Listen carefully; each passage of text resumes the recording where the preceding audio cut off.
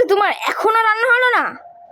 কি করে রান্নাটা হবে বল? তোর তো আগে গেলা হয়ে গেছে, তাই তো তুই ঘরে চলে গেছিস। যে আমার হাতে হাতে যে একটু হেল্প করবি সেটা তো তোর করার কোনো ক্ষমতা নেই, শুধু লেকচার মারা ছাড়া। ও বাবা, লেকচার মারাছে? আমি যেই লেকচার মারতে আসিনি, আমি যেটা বলতে এসেছি আমি সেটাই বলতে এসেছি, ঠিক আছে? না, যেটা বলতে এসেছি সেটা বল, তোমার সাথে আর কথা বাড়িয়ে কোনো লাভ নেই।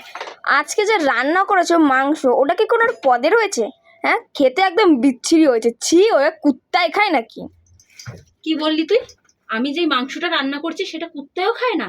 কুত্তায় যখন খায় না তাহলে তুই খেলে কি করে? তোর মুখে কি করে ঢুকলো মাংসটা? খেয়েছি তো খালি একটা কারণের জন্য, আমি বোঝাতে চাইছি তোর বউ কি বিচ্ছিরি রান্না করেছে, তারপর আমি খেয়েছি। ও, কাজের বেলা তো লবঢঙ্কা, আর একটু হেল্প করার কথা বললে তখন তো জ্বর এসে যায়। আর গিলে ঠিলে এখন বদনাম করা হচ্ছে বৌদি, লজ্জা করে না? বাজে মেয়ে ছেলে, দুশ্চরিত্র, বেরো আমার বাড়ি থেকে। তোমার বাড়ি না, এটা আমার বাড়ি। তোমার আগে আমার আমার জন্ম হয়েছে বাড়িতে, ঠিক আছে? জন্মের গুলি মেরেছি, এবার বিয়ে করে যা নিজের ঘরে যাবো না। তুমি কর। তুমি কি করবে? তুমি কি এই করবে? খুন্তিটা দিয়ে না তোর মাথা ফাটিয়ে দেবো। অসভ্য মেয়ে ছেলে কোথাকার, শুধু দাঁত বার করে হাসে আর আমার পেছনে লাগে না। শুধু আমার পেছনে লাগে না, শুধু বৌদির পেছনে লাগে না। 1 মিনিট।